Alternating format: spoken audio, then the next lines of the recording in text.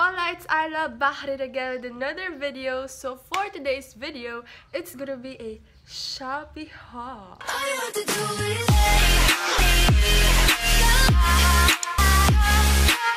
gonna be my first ever video for 2019 and naisipan ko gumawa ng Shopee haul kasi medyo madami-dami ako napamili last holiday season and hindi naman ako nakapag-Christmas shopping din sa mall or sa kahit anong physical store. So nag-online shopping na lang ako sa Shopee and ipapakita ko sila sa inyo ngayon. By the way guys, pagpasensyahan nyo na ako, medyo hirap ako magsalita at ganito yung boses ko kasi nasipon ako, so bear with me. Lahat ng pangalan ng shops na nabilan ko together with the prices ng mga bawat products na ipapakita ko sa inyo is nasa description box po lahat. So kung may makaligtaan man akong sabihin, check nyo na lang po sa description box. So let's start with this bag right here. Lahat ng nandito is from My Jewelry.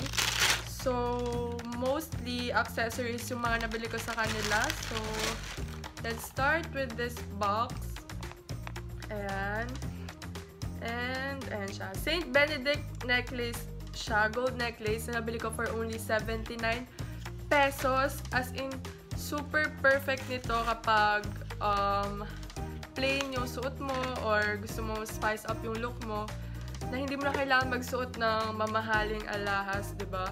So, kung accessories ng pag-uusapan, pwedeng-pwede na yung 79 pesos. Kasi kung sa, may nakita kong ganito sa H&M and super mahal niya compared dito. So, next is this gold hoop earrings na nabili ko for only 35 pesos. Naalala ko meron akong ganitong earrings, as in, yun, totoo talaga siya. Pero nawala ko yung isa, and nung nakita ko to, as in kapareho niya, and this is only for 35 pesos. So, super mura niya. As in, kapag nakasuot na, hindi mo mapapagkamalan na mumurahin siya. So, nasa nagdadala lang talaga yon. So, ayun, super cute na kayo pag nakasuot, as in, parang ang classy niya tignan. And nabubuhay niya talaga yung look. Mas nabubuhay kasi yung look kapag naka-accessories. So, yun. So, next is this perfume atomizer na kulay pink. Ito, ibibigay ko siya kay mama kasi madami siyang perfume. Madami siyang collection ng perfume na hindi na gumagana yung pang-spray niya kasi masyado ng matagal. So, binili ko siya ng perfume atomizer para makuha niya yung perfume sa loob. And, ayan, dito na lang niya ilalagay. Super perfect to for traveling. Like, for example, mabigat yung perfume mo, ganyan, pwedeng i-transfer mo siya dito. So, hindi ka na mabibigatan. So, ayan, perfume atomizer for only 55 pesos.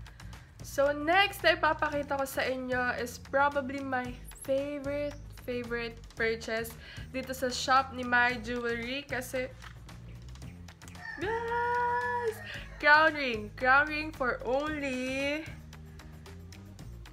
69 pesos. Look how adorable that is.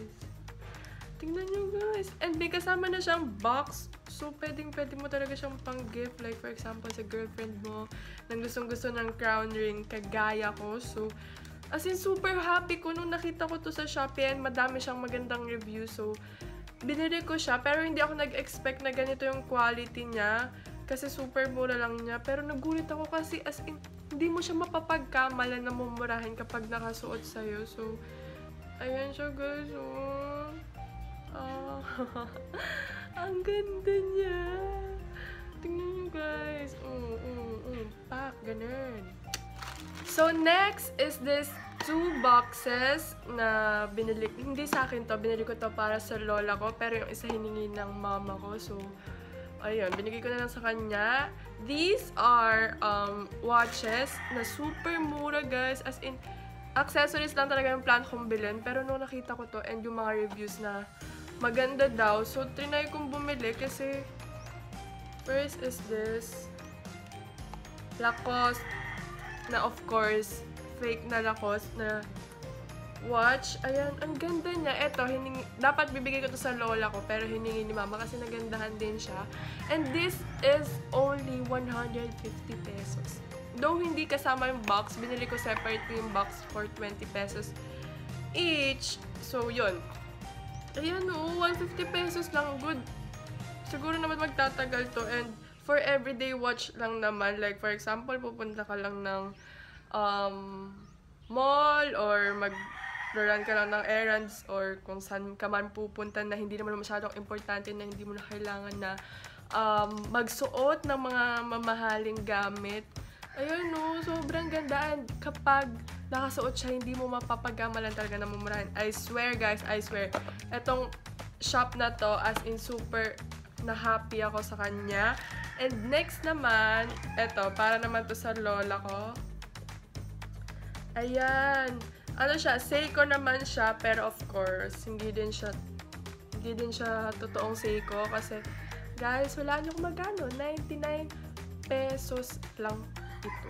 Tingnan nyo, ang ganda niya, diba? Para siyang yung original na mga watches kapag titignan mo. Pero yun nga lang, magaan siya. Hindi siya kasing bigat ng mga original na watch. Pero, I mean, okay na to, diba, for everyday. And may kasama na siyang free na battery. So, hindi na masama, diba? So, yun lang lahat ng mga napamili ko sa shop ni My Jewelry. And ngayon, mag-move on na tayo sa next shop. So, next ay papakita ko sa inyo is from shop ni Satanalyu. Kanina lang to dumating and of course, binuksan ko na siya kasi na-excite ng lola mo. So, eto naman, yung mga tripod, mga ganyan teki-teki stuffs na binili ko for vlogging. So, ayun. Unahin na natin tong tripod. Ayan, di ako masyadong happy sa box niya kasi kuping-kuping na. Pero, hindi naman yun importante. Basta ang mahalaga yung nasa loob. So, pagbukas mo, ayan, meron siyang kasamang bag. And, may libre na rin siyang phone clip. So, which is good kasi phone lang din naman yung gamit ko pang film ng mga videos, ganyan. So, ayan siya. And trinay ko na to kanina. Etong mga legs niya, nagpa-function siya ng maayos. Pero, etong neck niya, hindi ko siya mahigpitan. I mean, mahigpit na siya dito, pero bumababa pa rin siya na ganyan. So, may problema sa screw nitong neck niya. Pero etong legs naman, okay naman siya. And, ayun. So, nakaka-sad lang kasi hindi gumagana yung neck niya. Pero magagawin ko naman siguro ng paraan. Lalagyan ko na lang ng stopper dito. Or, ipapatong ko na lang siya sa mas mataas na platform para mas tumaas pa siya in case kailangan ko ng mas mataas na tripod. And, nabili ko lang to for only 165 pesos. Okay, next is another tripod. Pero this time, Gorilla Pod siya na maliit lang. Ito naman, for vlogging talaga sa labas. Kasi, hindi ko naman pwedeng dalhin yung malaking tripod sa labas, diba? Sobrang bigat nun. So, eto, pwede siya sa bag ko. Kasyang-kasya sa bag ko. And, ayan, na-adjust siya. Flexible siya, guys. So, pwede mo siyang ilagay-lagay kung saan-saan. Like, sa poste, ganyan. Ayan, itatali mo siya ganyan. Ayan, Gorilla Pod. And may free na rin siyang clip. This is only for 50 pesos. 50 pesos lang. 50 pesos lang. So, next is this selfie ring light na nabili ko for only 100 pesos.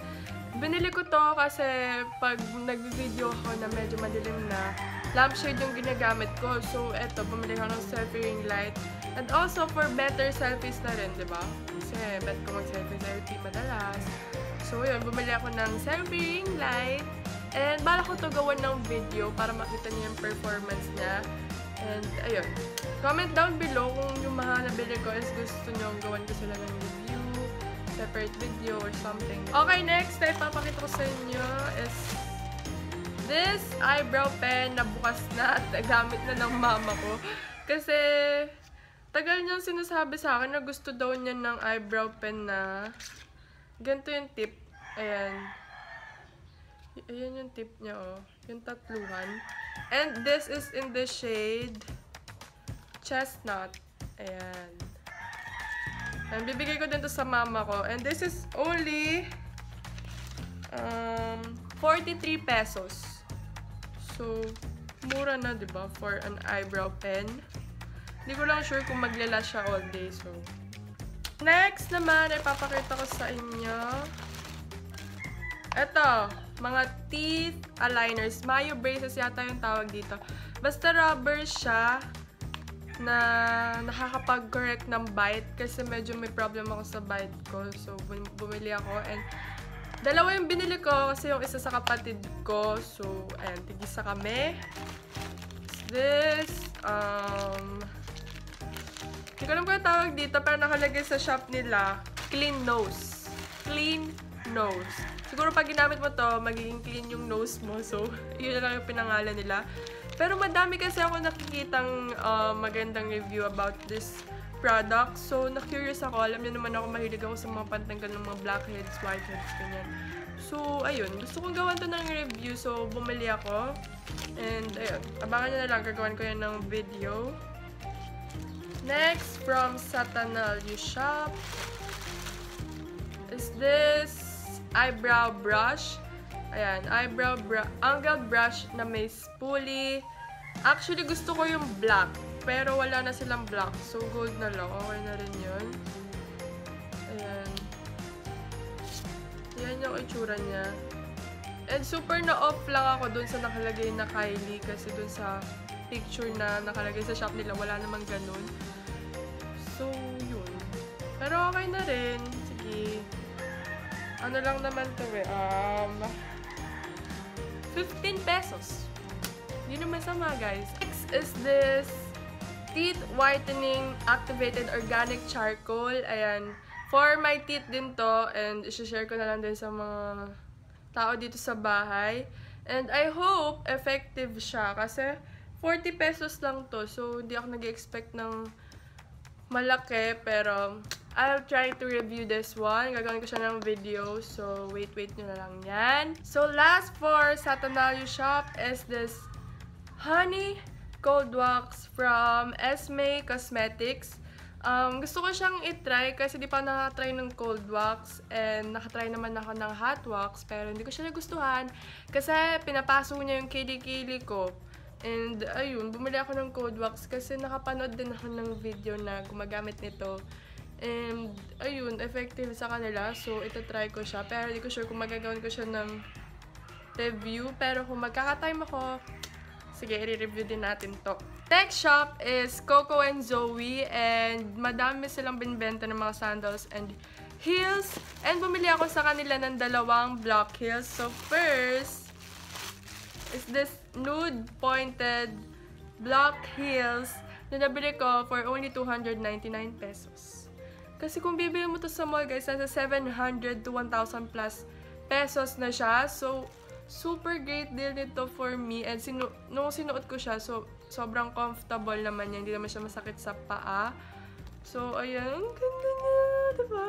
Super classy na dating niya. And, magagamit ko to sa mga events, ganyan, kapag pupunta ng kailangan formal attire, ganyan, or corporate attire, pwede siya.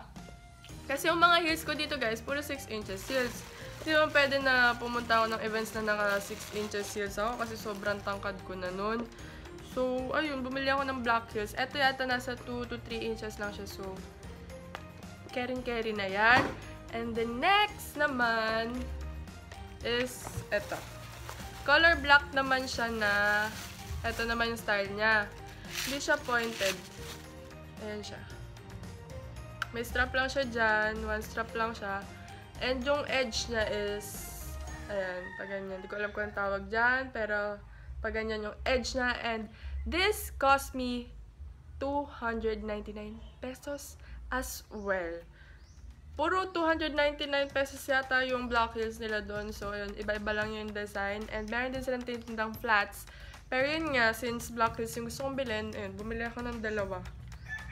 And yung dalawa na to is only 598 pesos. Kung bibili ka ng isa sa mall, 700 pesos. Pinakamura na yun. So, ito, maganda naman yung quality niya. I hope magtagal talaga siya. So, ayun yung mga Yung dalawa na yun yung nabili ko sa Coco and Zoe. So, ayun lang guys, lahat ng napamili ko for myself. Pero may ihahabol lang ako na item na binili din ni Mama to sa Shopee pero binigay niya sa akin. Ayan. Ito yung Puma-inspired na slip-ons na color maroon. Super bet na bet ko to guys. As in, pwede siyang pambahay. Pwede din panlabas. And this is only 100 pesos, sabi ni Mama. Pero hindi ko matandaan kung anong shop na binili. Pero try ko hanapin sa phone niya mamaya.